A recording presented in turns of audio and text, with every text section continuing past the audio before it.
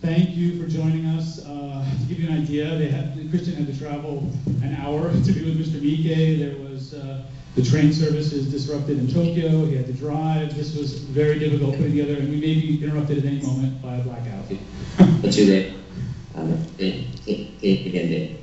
So, thank you for joining us at this difficult time, Director Miike.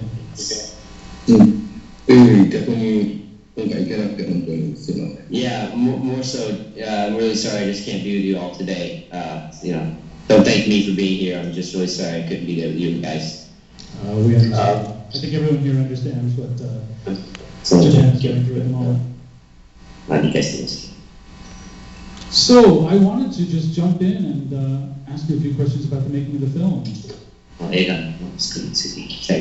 Go for it.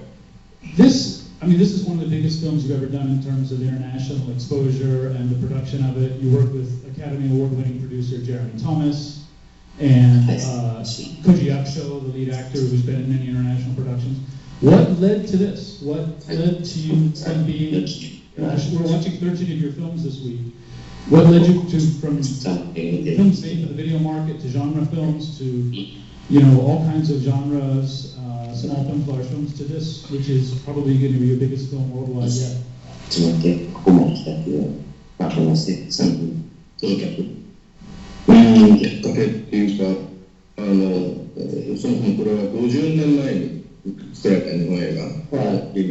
This is a remake of a movie made 50 years ago in Japan.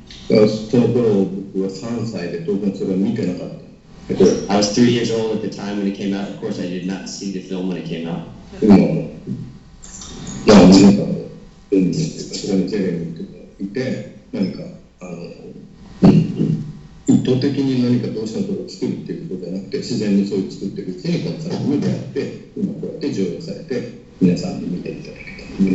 It kind of, some bit of fate or destiny, the fact of meeting Jeremy. There was no overall plan, to make this movie. It just sort of naturally happened as a progression of things.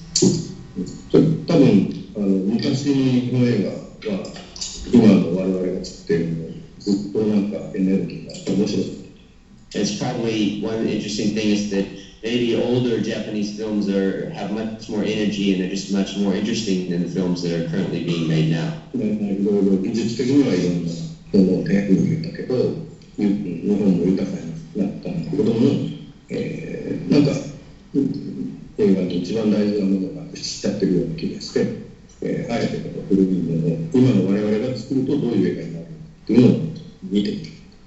We kind of felt that, Japan as a nation has improved. Technically, we all have many more things. We've become an affluent nation, but when it comes to making movies, we've sort of lost a lot of things over the years, and we had a feeling that if we tried to get back to try to make a movie the way they used to make a movie, we might learn something, and we might gain something. Is making a large-scale swordplay film something that you'd always wanted to do throughout your career?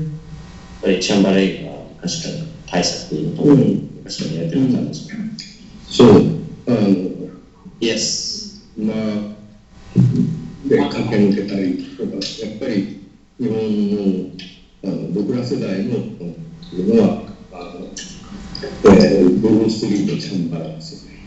Yeah, for people my age, we pretty much grew up on these Chambara movies as well as Bruce Lee, so that's what we like. So yes, wanted to make one. So a Kung Fu film will be next for you then? Definitely, that's good. Green Hornet. Yeah, we're gonna make the Green Hornet too, I think. I have a question as well. The way this movie starts out, the way it's filmed, is very old school, it's very classical, with very classical kind of compositions. But as the movie goes along, the visuals become more and more chaotic until by the end it's kind of like handheld camera and really kind of, more modern in style by the end. And I'm curious as to whether that was something that you planned out. 撮り方ですけど、最初の方が結構いわゆる古い撮り方の構図がよくある形で、でもだんだん映画が見てるうちに結構手持ちなペンとかもらっていけない取り方になってるんですけど、もともとそういうきっかけ計画があるんです。もともと何か Yes. 社会のある意味では最も日本平和だった時代かも。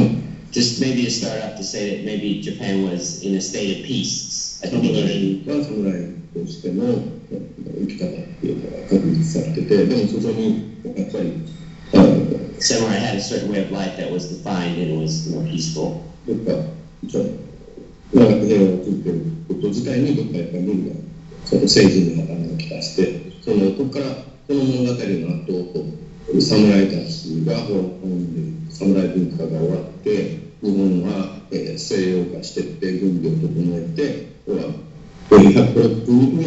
映画が終わった日から100年ぐらい後に広島長崎に原爆が落とされるという激動の時代の始まりだった。Maybe to show you that's the beginning of a sort of quickly changing period. The idea that the samurai were in a state of peace.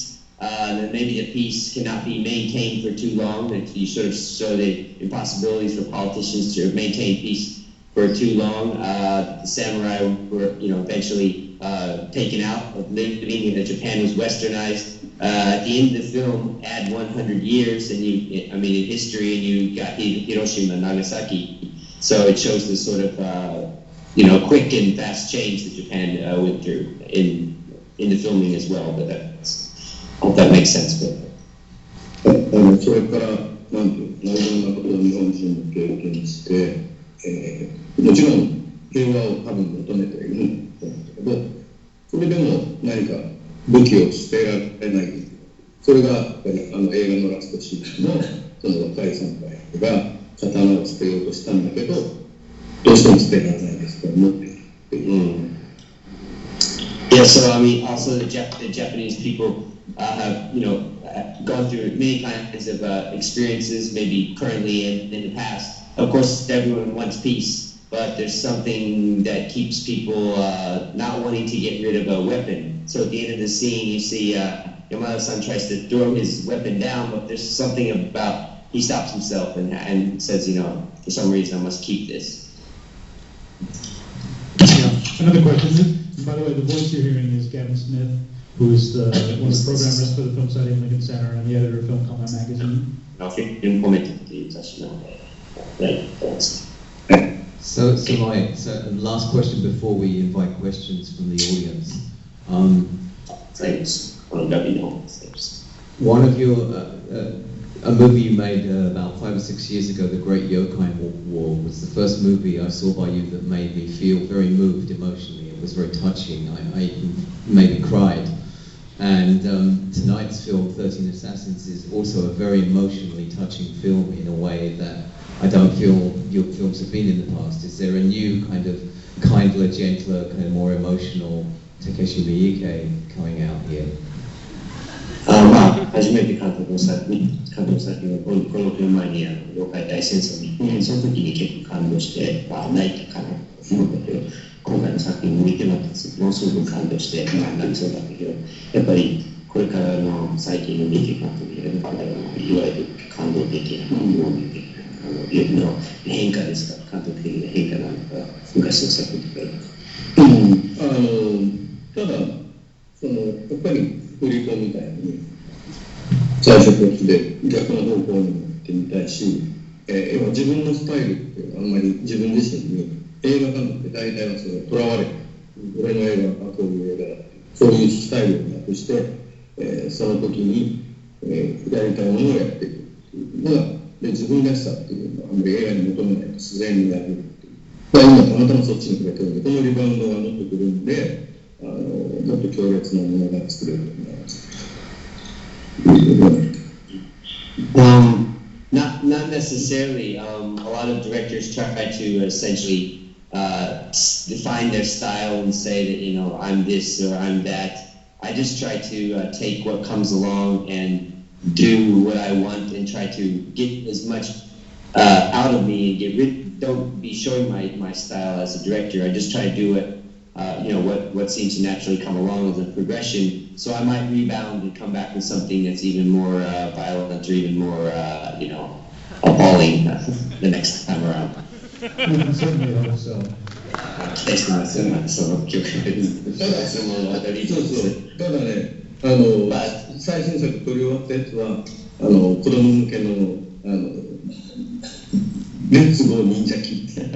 Yeah, but I mean, it would be nice to expect that, but the last film that I just finished is movie for kids, and it's kind of like the Let's Go Ninja Kids movie, so maybe not. That's honest. So I'm going to take the mic out into the audience, and we have one hand go straight. Working from a previous movie, what process did the original version, what part did the original version of the movie play in your process? Did you watch it many times before designing your film? What elements did you take from the original, and what elements did you decide to recreate on your own or inject your own version of? それはもうできる作問題だけど、これはどこまで参考したか、何回作見たかとか、映画の様子をどんなものを利用したすると、逆にどんなものを使ってないか利用したり。やっぱりリメイクっていうか、人が作った作品に影響を受けて、それを、作り直すっていうものにとって一番大事なのは、やっぱりリスペクトするっていうか、愛する。Well, I mean, the most important thing when you're remaking a movie is to respect how the original movie was made and be influenced by that, and to sort of have a love for the movie itself. 心からその作品を愛して、作った人たちに敬意を払えば、その気持ちがあれば、逆に言うと、本当にその気持ちを持った瞬間に自由に、愛してるものを立ちる。I find you get a real sense of freedom by actually being honest with yourself and paying respect to the people who actually made the movie. So by loving the movie, the love that you feel for the film gives you this certain freedom.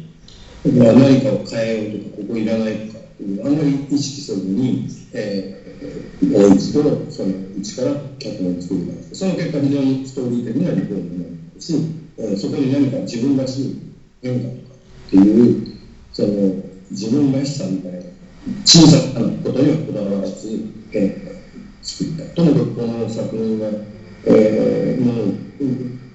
天国にいる監督、前作った工藤監督たちが、スタッフたちが見て、喜んでくれるかどうか、自分たちの作品が50年経って、こうやってまた次の世代の人が作った映画って面白いなと思ってくれるかどうかというのが、I mean, the real theme behind this was for the original director and the staff that made the movie that are up in heaven to think of, would they be satisfied, would they be happy to see this work? And that's where the real power of the movie. When you look at the original and you say, oh, I want to change this, I don't need that, that's really not what it should be about. We went originally back to the original script and sort of started from there as to how we would construct the movie. And then as you're looking at the original script, you have certain changes within yourself, but I didn't try to pay too much mind to think little things that I wanted to do that I thought I had to do that were my style or anything, just to be completely influenced by the original work. Do you have another question in the audience? Just a moment, coming around here. I guess you should say the co-writer for this film was Daisuke Tenkan, who is the son of Shohei Imamura, the famous Japanese director, and also the co-writer of Audition and Imprint, the TV